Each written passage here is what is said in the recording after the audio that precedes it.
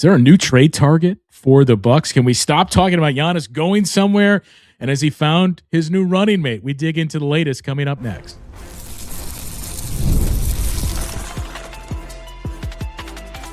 You are Locked On Bucks, your daily Milwaukee Bucks podcast, part of the Locked On Podcast Network, your team every day.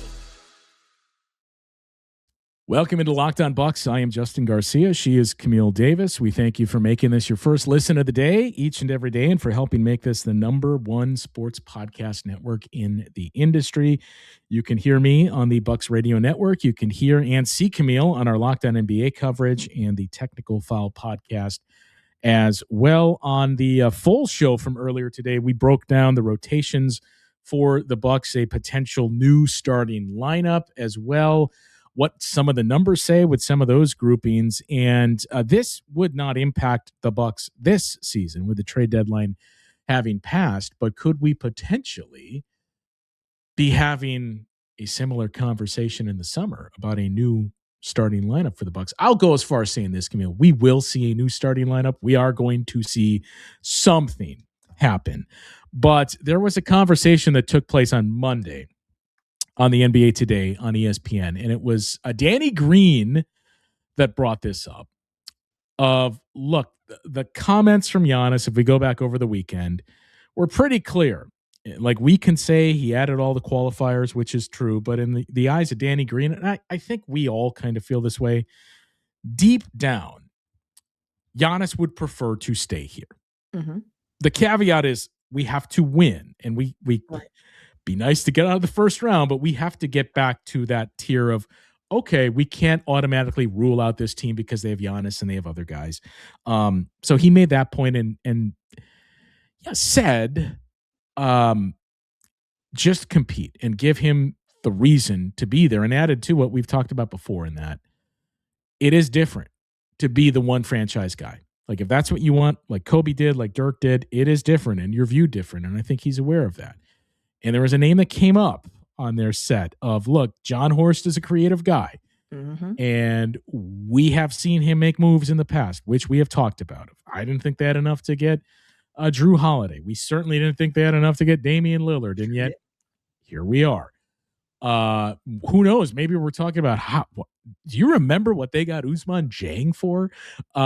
It may end up being that, right? But I think the general assumption is something happens this summer with what the Bucks have at their disposal. The draft picks they can trade out, the contracts that they can trade out, the fact that they have a mid-level exception they can use. They have a biannual exception as well. Maybe you wait and you add a player via trade with the mid-level, which you can do. So there's going to be some moves this offseason. The name that came up of, if I'm the Bucks, I'm monitoring this situation. I asked you before we recorded if you knew who it was. You did not, but I think you have a guess. So I'll say the name and tell me if this is who you were thinking. Kawhi Leonard. Ooh, that's not who I thought that Danny Green would say, but he is someone who I have been thinking about of, like, could there be a way, especially not knowing how the Clipper situation is going to play out? Like, what's going to happen to his contract? What's this whole situation there? But when I was watching the All-Star game and I was just watching Kawhi have the third game before the championship game where he just could not miss. Yeah. I was just like, man, what he looks, because a friend texted me and was like, man, when Kawhi's in the zone, he's in the zone. I was like, no, when Kawhi is healthy, he looks good. Like, that's just been the thing with Kawhi. But yeah, that's an interesting name. I would not be mad at that. Getting him for a couple of years. It's like just, we're going to take this shot real quick. So, and I believe it would just be 1 year because I believe he's on an expiring contract. I'll have to double check, but he is currently 34 years old. Right. He will turn 35 by the time next season begins. So there's that. Cobbling together the salaries. And I think Van even talked about this in our Discord earlier today of, it's not quite that easy. Like, you can run to the trade machine and put together these trades, but keep in mind, this is looking at your salary this year. Kyle Kuzma's figure descends next season. Kawhi is on a pretty big deal too. So it is hard to envision. And these trades, as we've talked about with Giannis, do become easier in the offseason, but it's still hard to envision a trade for a contract that size. Like, take the name of Kawhi Leonard out of it. It's hard to envision a trade for a contract that size without a contract as big as like a Miles Turner. So so Miles Turner would be a piece that would theoretically have to go out in any type of Kawhi business this upcoming summer, is what you're saying. I have a hard time seeing it not. I mean, I suppose you could get. I mean, you would be talking about some other guys that people have said are overpaid at $10 million. Like, you've got to make up some of that money somewhere. And I think the easiest way to do that is with a salary figure that's in the 20s. Well, then here's the question that it becomes for me then. If you're starting to put all these other options on the table of who has to go out in that deal, do you want to mortgage pieces on your roster now that look like they could continue to be good fits long-term for that rental of a Kawhi for a season? Or do you want to put those assets toward a player that could, is younger and could possibly be as rich, if not richer, to try to get into your building in terms of giving up the assets to get them there, but long-term might be a better fit? And I say that about, like, what would you rather have than a Kawhi Leonard who's established, or would you rather take that shot at like a Trey Murphy where it's like, okay, well, this is a younger wing where it's like he hasn't hit the highs of a Kawhi Leonard or a Herb Jones, the New Orleans guys, pretty much the names who have been said a lot. And I know seeing what Trey Murphy did when he was in Milwaukee the last time had a lot of Bucks fans of going like, man, this is exactly why we've been talking about Trey Murphy in this building.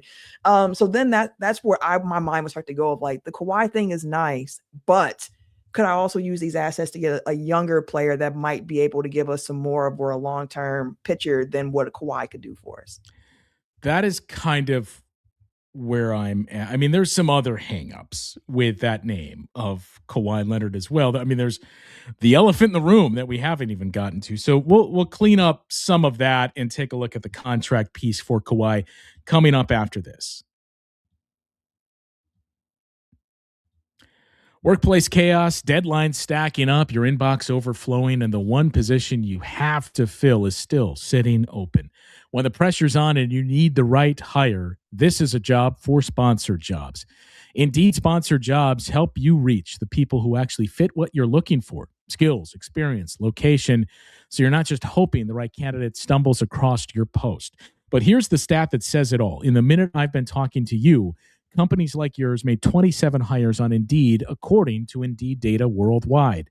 So if you're hiring, spend less time searching and more time interviewing candidates who check all your boxes with Indeed Sponsored Jobs. Spend less time searching and more time actually interviewing candidates who check all those boxes.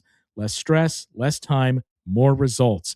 When you need the right person to cut through the chaos, this is a job for Indeed Sponsored Jobs. And now, listeners of this show will get a $75 sponsored job credit to help get your job the premium status it deserves at Indeed.com/podcast. Just go to Indeed.com/podcast right now and support our show by saying you heard about Indeed on this podcast. Indeed.com/podcast. Terms and conditions apply. Need to hire? This is a job for Indeed Sponsored Jobs. Tax season doesn't have to take over your life, and this year TurboTax is making it easier than ever to just hand things off and move on with your day. With TurboTax Full Service, you can have your taxes done for you by a trusted local expert start to finish without the stress or the guesswork. So instead of spending hours trying to figure out your forms, you meet with a local TurboTax expert in person or connect online, and they handle everything. W-2s, self-employed forms, they work with it all and get you every deduction. All you do is upload your documents and go about your day. You even get updates right in the TurboTax app. It's a huge time saver, and it gives you real peace of mind knowing an expert is handling it. For a limited time, you can have your taxes done by a local TurboTax expert for just $150 all in if a TurboTax expert did not file for you last year. Just file by February 28th to get that bonus. Take taxes off your plate and get back to your life. Visit turbotax.com/local to book your appointment today. Ever wanted to experience the NBA Finals live and in person? Well, FanDuel is giving you the opportunity to turn that dream into a reality with the NBA sweepstakes. Here's how it works. Use your profit boost on any NBA future, and you'll automatically be entered for a shot to win an NBA Finals trip for two. Flights, tickets, the whole experience. If you're already looking at the board thinking about which team can make a deep run, well, now's the perfect time to lock it in and make you that team that makes a deep run. You'll love futures this time of year, whether it's picking a team to win the championship or just win their conference, because it adds that extra layer of excitement to every game down the stretch. And now not only can your pick cash in to send you to the finals.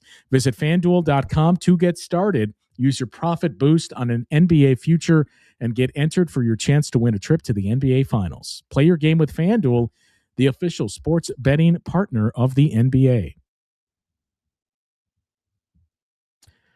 All right, so the elephant in the room, Camille, is are we sure there's no penalties and no restrictions or any of that facing Kawhi Leonard? I mean, obviously, you'll know by the time you get to the summer what you're dealing with there, and I don't anticipate this, although never say never with the leadership that we've seen, but I don't anticipate this dragging into next year. But that is certainly one of the big elephants in the room. The other one is what you pointed out as well, of like, yeah, it's not just when Kawhi is on, it's when Kawhi is healthy and on that these things really stand out. And that has been, unfortunately, few and far between when we've seen fully healthy Kawhi Leonard. There's the age factor that we pointed to as well. I mean, that is the type of stealth move that we've talked about. John Horst, like, wow, the Bucks, I didn't think they could do this, and they pulled that off.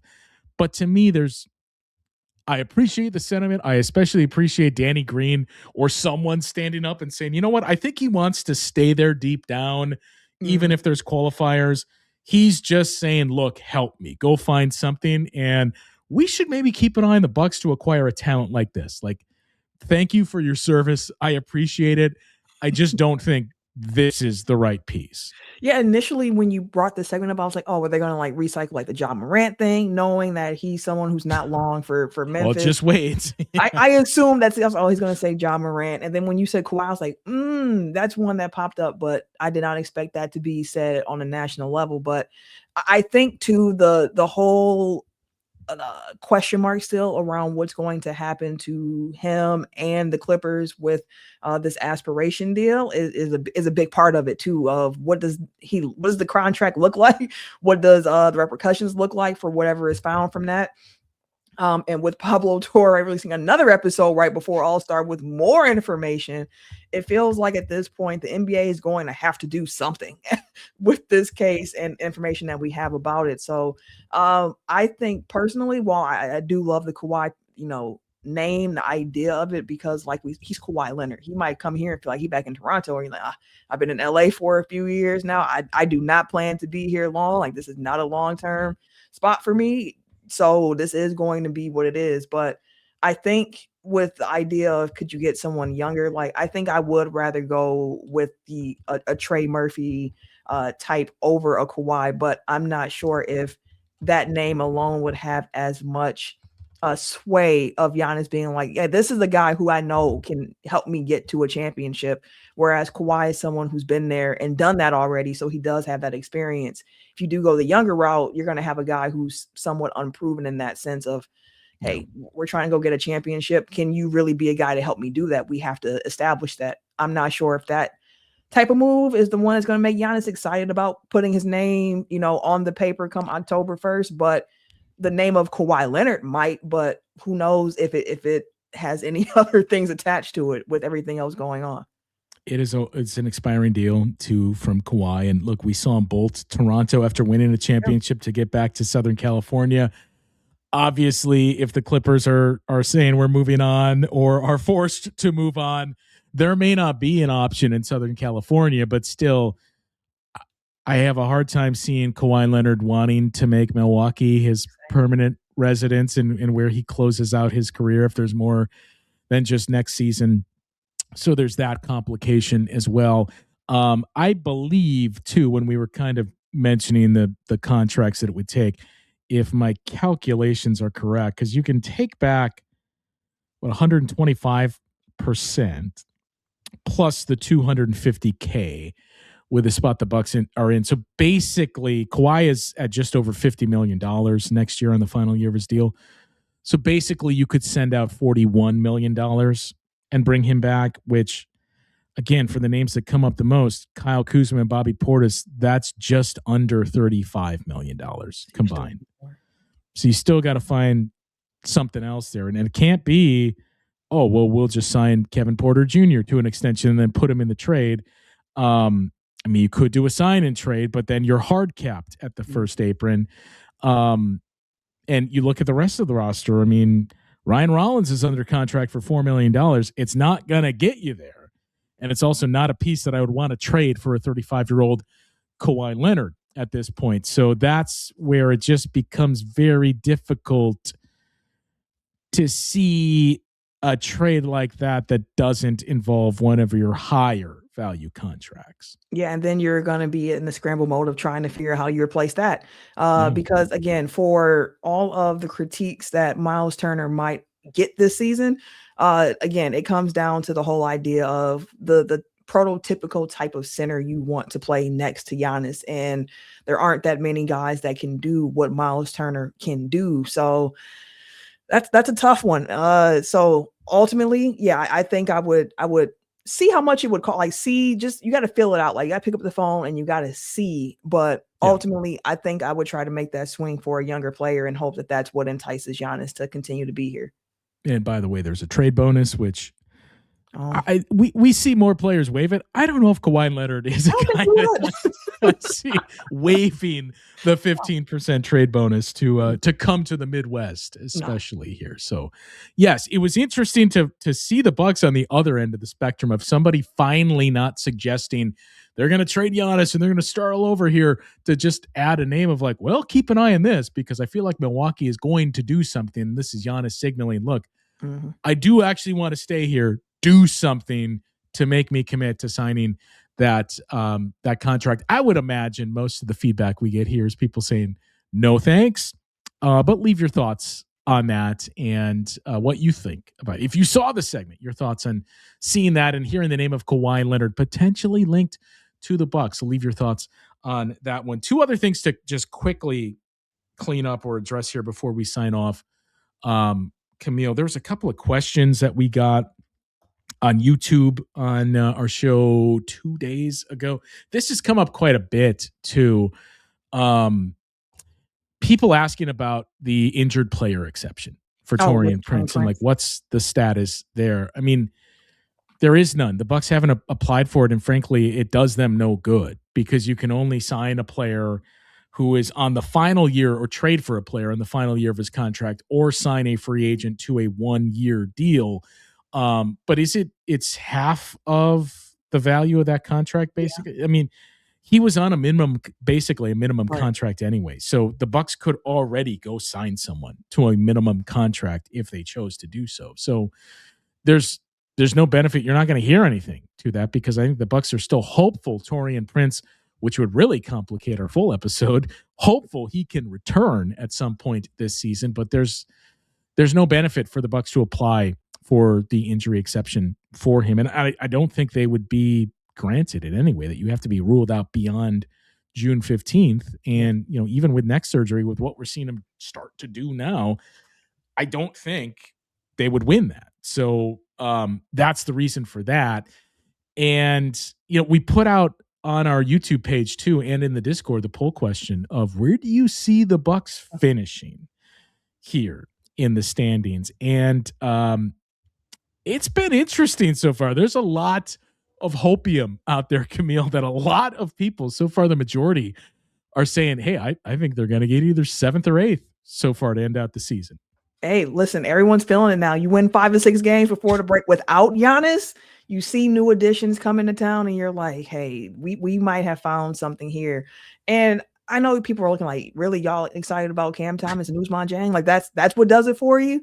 But I think more than anything, it's based on what we talked about in our full episode today, which was it just cuts out some guys from the rotation who prior you depended on a little bit more and you had to have them in the rotation, where it's like, hey, Gary Trent Jr. has not looked like Gary Trent Jr. of last year. The numbers with him on the court this year have been really bad, but that's what we have. So we got to continue putting him out there and hope that he figures that out along the way. And it's not to pick on Gary Trent Jr. or anything like that, but it's an example of being able to just kind of get certain guys out the rotation and bring in some guys who might fit what you're looking to do a little bit better. So I think going forward for them, that's going to be the big benefit of why there's so much hopium with it, of like, hey, once Giannis comes back and we're seeing what this team can do, we're seeing the young guys get out there and move. We're seeing them knock down shots.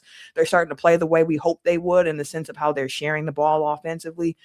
Defense, they still got some work to do there, but it's a step in the right direction. There is a level of competition that they've been playing with that I can see why it would inspire folks.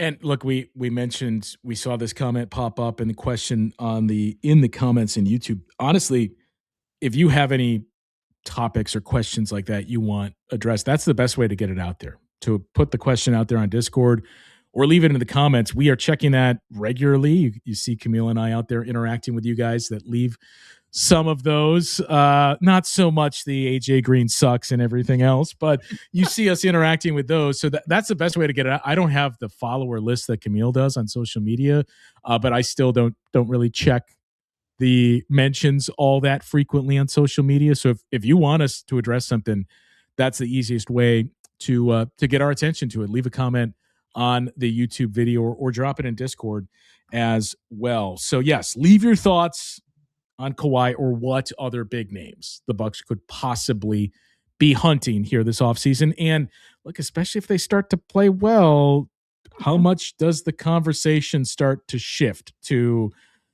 well, it's never going to exit of, is Giannis done in Milwaukee, but how much does it start to level out of, or could the Bucks add something else? Are they going to look to do that? So leave your thoughts on the Kawhi situation, and we'll get to those coming up on tomorrow's show. That'll do it for today's bonus. For Camille, I'm Justin. We'll talk with you guys once again tomorrow on Locked On Bucks.